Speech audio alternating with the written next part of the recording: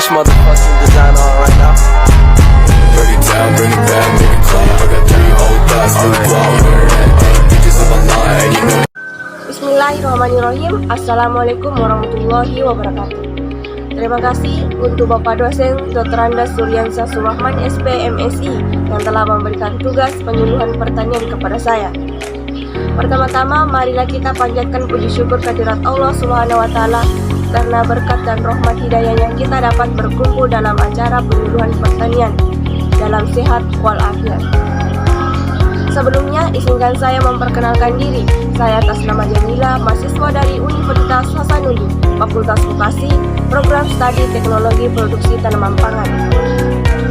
Saya ucapkan terima kasih kepada para hadirin Bapak Ibu yang telah meluangkan waktunya untuk mengikuti acara penyuluhan bidang pertanian dalam tema konservasi tanah. Bapak Ibu, dari waktu ke waktu, perubahan cuaca makin ekstrim saja. Hujan, badai, banjir bandang sekaligus kemarau berkepanjangan. Suhu permukaan bumi semakin meningkat, global warming terus mengancam keberlangsungan kita sebagai makhluk hidup. Untuk mengantisipasinya, sudah dikenalkan teknik pertanian konservasi tanah.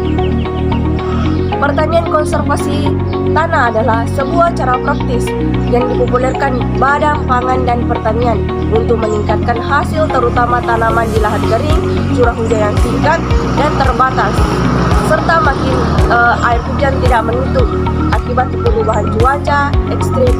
Hal ini terjadi antara lain karena dampak degradasi tanah tidak selalu segera terlihat di lapangan atau tidak secara drastis menurunkan hasil panen, dan usaha pertanian sulit terjamin keberlanjutannya. Baik, sebelum kita masuk, apa sih itu konservasi tanah?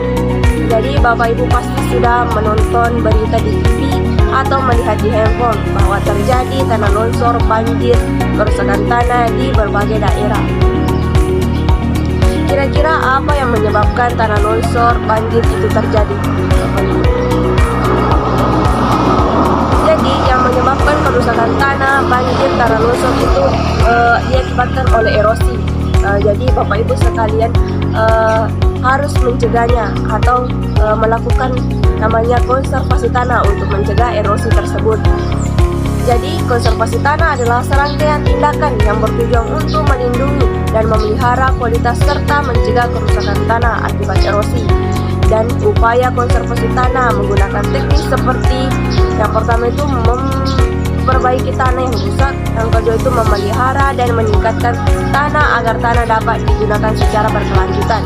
Yang ketiga itu pengendalian erosi dari praktik-praktik pertanian berkelanjutan untuk menjaga kelestarian sumber daya tanah yang sangat penting bagi pertanian dan lingkungan. Adapun 3 metode konservasi tanah. Yang pertama itu metode vegetatif. Metode vegetatif merupakan cara konservasi memanfaatkan tanaman sehingga tanah dapat terhindar dari air hujan langsung bertabrakan dengan tanah dengan mengurangi jumlah air dan aliran udara. Biasanya kalau sudah banyak aliran permukaan, tanah bisa jadi rawan erosi. Adapun implementasi metode vegetatif, yang pertama itu reboisasi. Reboisasi adalah upaya penanaman kembali pohon-pohon di daerah yang sebelumnya mengalami deforestasi atau kerusakan tanah. Ini dilakukan dengan cara menanam bibit pohon di lahan. Tujuan utamanya reboisasi untuk mengembalikan keanekaragaman hayati, menjaga kesuburan tanah, mengurangi erosi tanah, dan berkontribusi pada migrasi perubahan iklim karena pohon dapat menyerap karbon dioksida CO2 dari atmosfer. Yang kedua itu penghijauan. Penghijauan adalah upaya menanam berbagai jenis tanaman hijau termasuk pohon, semak, dan tumbuhan penutup tanah untuk meningkatkan vegetasi di suatu wilayah dapat diterapkan di berbagai lingkungan termasuk di perkotaan, desa, kawasan alam untuk meningkatkan kualitas udara dan menciptakan lingkungan yang lebih sejuk. Yang ketiga itu penggiliran tanaman atau rotasi tanaman adalah praktik bercocok tanam yang menggantikan jenis tanaman yang ditanam pada satu lahan dan satu musim ke musim berikutnya.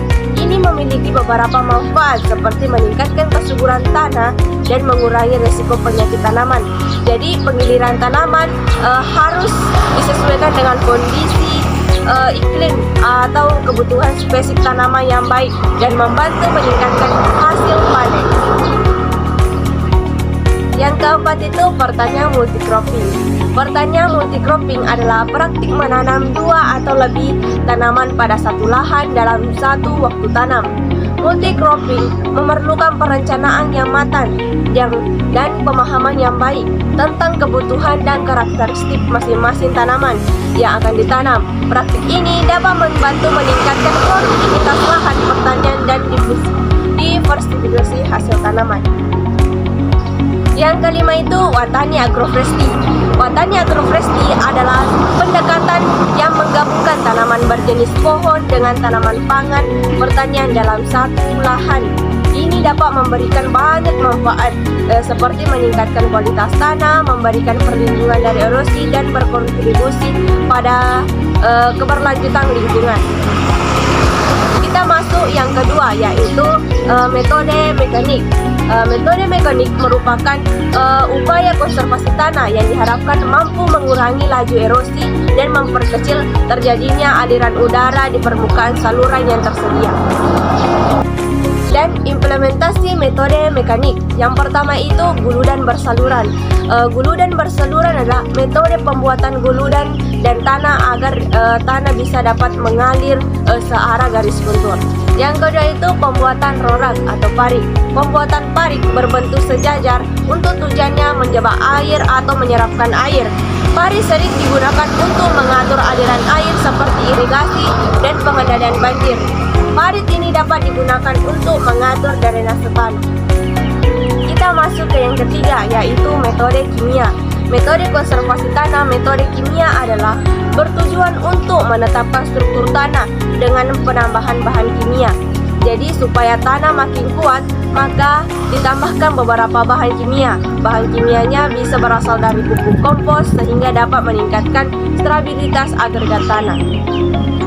Adapun implementasi metode kimia, yaitu untuk memadatkan struktur tanah agar sistem tanah terhadap erosi, sasaran pada tanah yang kandungan organiknya kurang dari 2%, peka terhadap erosi, tanah kapur setelah asam, contoh menambahkan zat kapur tanah yang terlalu asam atau menambah zat asam kepada tanah kapur. Dari manfaat, kesimpulan dari konservasi tanah adalah untuk melindungi kekayaan ekosistem alam dan memelihara regit, proses ekologi, juga keseimbangan ekosistem secara berkelanjutan, dan untuk menjaga kerugian yang diakibatkan hilangnya sumber genetik yang terkandung pada flora yang menciptakan bahan pangan dan petunjuk obat-obatan, pelindungan ekosistem, dan kerusakan yang disebabkan oleh alam mikroorganisme dan lain-lainnya. Sekian, terima kasih. Wassalamualaikum warahmatullahi wabarakatuh.